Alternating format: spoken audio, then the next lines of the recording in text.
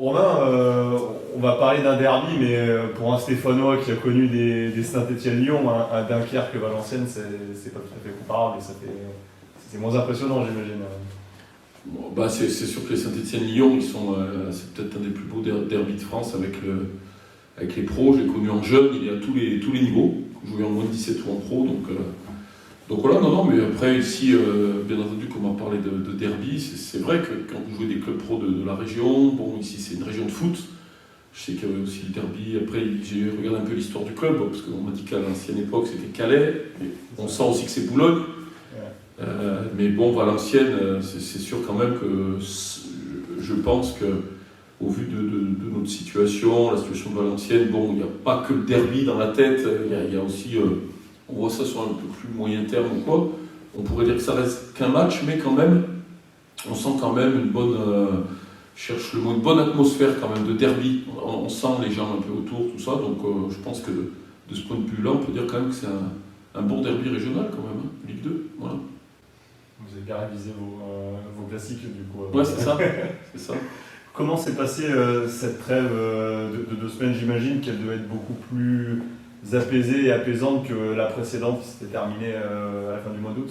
Bien sûr, la précédente, elle devait être un peu plus dure, même si on avait fait un nul, je crois, à Rodez, qui nous avait un petit peu quand même, dans le contenu, rassuré. Mais bon, là, c'est sûr que, comme je vous l'ai dit tout le temps, il n'y a que les victoires, et on se cache derrière rien, hein, il n'y a que les victoires et les points, même si nous, les entraîneurs, parfois on défend nos contenus, quand on perd ou quoi, on s'appuie sur des bonnes choses, il n'y a quand même que les points et les victoires qui soulagent un club, qui soulagent une région, une ville, et notamment le vestiaire pour travailler. Maintenant, bon, dans notre situation, on a essayé je trouvais l'atmosphère était bonne, beaucoup de récup quand même, il y avait besoin de bien récupérer, donc alterner des moments de travail, essayer des choses, faire récupérer des joueurs, même si nous, on n'est pas dans de la récup totale, on essaie toujours à garder un petit peu l'intensité, réduire un peu les entraînements, mais garder l'intensité, faire attention de ne pas décompenser.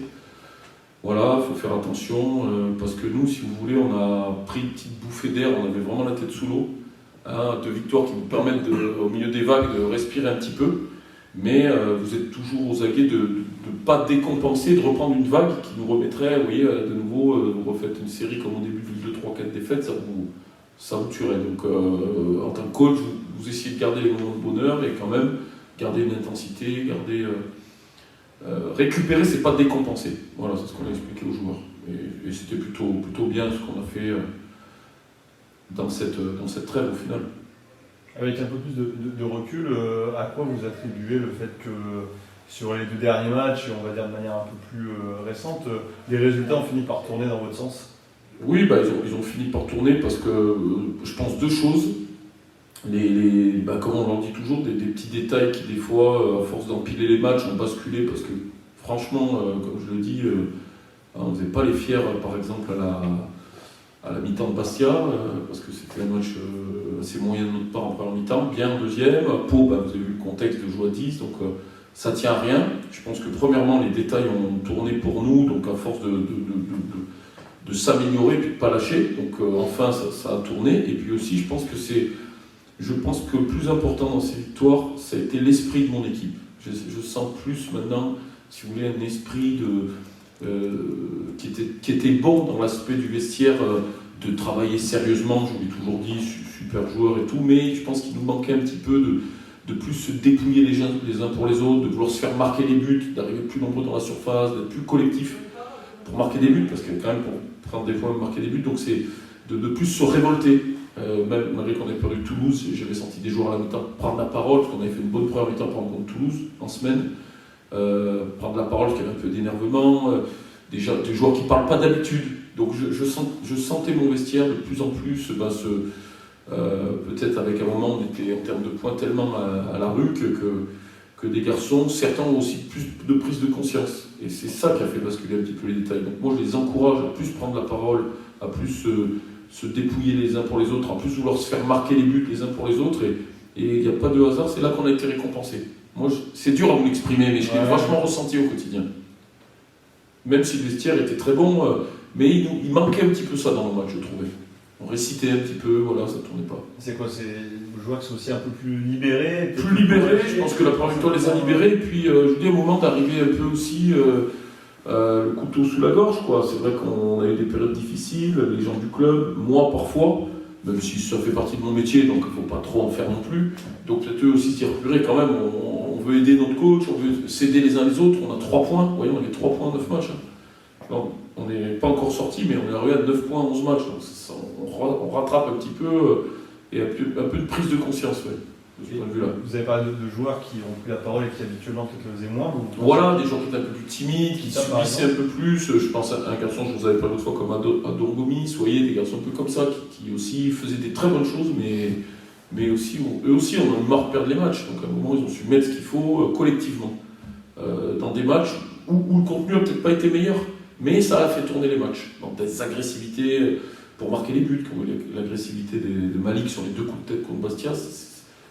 On a eu les mêmes coups de tête contre Niort, si vous voulez, où on a 2 super occasions, contre je ne sais plus qui, Nîmes, une occasion de Désiré, une occasion de Wada, où c'est peut-être il manquait un petit peu, quand c'était un petit peu le couteau sous la gorge, peut-être que les joueurs se sont un peu révoltés de ce sens-là, je trouve.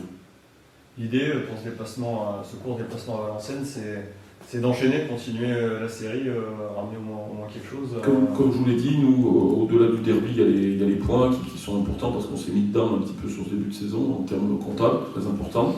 Maintenant, comme je vous le dis tout le temps, il faut faire les matchs pour que les points tombent, ne pas être trop pris par l'enjeu. Je crois qu'on va jouer quand même très très bonne équipe de Valenciennes qui a très bons joueurs, très beaux joueurs, des bons et beaux joueurs, qui a annoncé aussi des objectifs et qui revient tout doucement à sa place.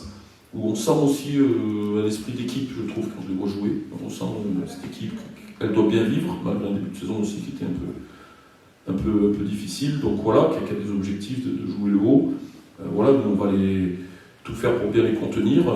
Mais je pense qu'on peut avoir quelques situations aussi, avec le jeu qu'on a, sur quelques coups, pour bien les mettre en danger. Voilà. Et puis après, c'est vrai que ça restera un match particulier. Vous savez, ces matchs-là, qui sont des derbys, ça reste un petit peu comme je trouve un peu des combats de boxe, c'est-à-dire comment il faut les préparer, comment il faut j'anticipe un peu les questions parce que je sais que ça va venir, comment il faut les jouer, c'est comme des fois la boxe, ça parle avant, mais bon, la réalité c'est les faits sur le terrain, et de ce point de vue-là, pour moi, faire un résultat à Valenciennes, il me faudra des joueurs quand même pour un match où on a besoin de points, l'adversaire qui est très bon, dans une bonne série, et le côté derby, à mon avis, des joueurs héroïques sur le terrain, ça c'est sûr.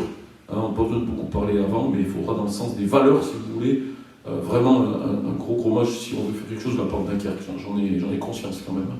Voilà, c'est aussi un message qu'on va essayer de faire passer. Ton retour dans le 11 contre Bastia a été plutôt intéressant. Comment tu t'es sorti sur le terrain et de manière plus globale, comment tu te sens depuis le début de saison avec ce nouvel entraîneur? Est-ce qu'il te demande des choses différentes que te demandait Fabien Mercadal et Alessandre Dallaire? On a l'impression que tu es presque encore un petit peu plus bas dans un rôle de régulateur, de stabilisateur aussi du jeu. Tout d'abord, déjà contre Bastia, je me sentais très bien à l'image de l'équipe. Et après, avec le nouveau coach, tout se passe bien. On a un bon effectif, donc tout le monde s'entend bien et il n'y a pas de différence avec Mercadal ou Révelli. Donc, oui, après, je ne suis pas le même poste l'année dernière parce qu'on joue à 2, maintenant on joue à 3. Et que oui, je peux jouer en tant que 6 devant la défense ou 8 relayeurs, donc il n'y a pas de problème. D'accord, mais là tu as l'air d'être quand même, en tout cas sur beaucoup de matchs, ça a été vraiment point de basse, j'ai l'impression, sur ce milieu à 3 plus bas. Comment tu te sens évoluer là-dedans, dans ce poste-là qui est aussi important pour sécuriser aussi tes défenseurs? Oui, bien sûr. Après, c'est vrai que front de basse et relayeur, c'est pas tout à fait le même poste, parce que relayeur, on est plus attiré vers l'avant et on va dire front de basse, c'est plus pour l'équilibre de l'équipe et essayer de faire le jeu. Mais personnellement, pour moi qui joue au milieu de terrain, je n'ai pas de différence. Redouane, par rapport au match face à Valenciennes, comment l'équipe appréhende ce match, ce derby? Franchement, on le prend comme tous les matchs. Après, oui, c'est particulier parce qu'il y a le derby, mais on le prend comme tous les matchs de la Ligue 2 et j'espère qu'on va faire un gros résultat là-bas. Justement, vous avez enchaîné 2 victoires consécutives avant cette trêve. L'équipe, elle est en confiance avant d'aborder ce match? Bien sûr, l'équipe est en confiance, le staff est en confiance, tout le club est en confiance. Ça a fait du bien avec 2 victoires et j'espère qu'on va continuer comme ça.